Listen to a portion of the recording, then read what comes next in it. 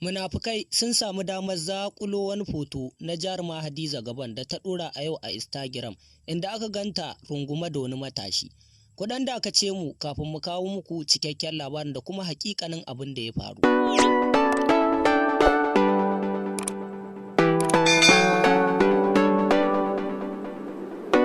Jama'a assalamu alaikum, barkanmu da warhaka, sannunmu da sake saduwa da ku a cikin labaran Kannywood.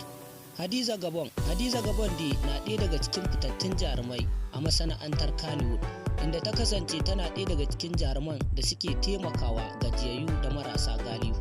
Sai a yau ne aka sami inda munafukai suka gano wani hoto da jarumar ta ɗora a shafinta na Instagram da safiyar ranar yau.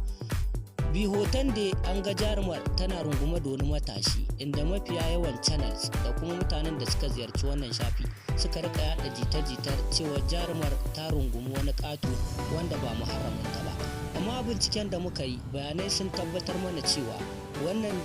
matashi da jarumar ke rungume da shi ɗan uwanta ne na jini, ba wani ɗan iska ne a waje da jarumar ta runguma ba. Wannan dai shine hakikanin abin da ya faru, saboda haka duk wani channel da ya dora wani bayani na cewa jarumar ta abin da bai dace ba, ko ana wani kace na ce a shafin YouTube ko Instagram ko wani masana'antar Kannywood, to wannan bayani ƙarya ne, ba shi da tushe. Wannan dai shine hakikanin gaskiyar wannan al'amari, inda muke fatan idan wannan shine farkon shigowarka cikin wannan taha tamu, to muna fatan za ka danna mana subscribe.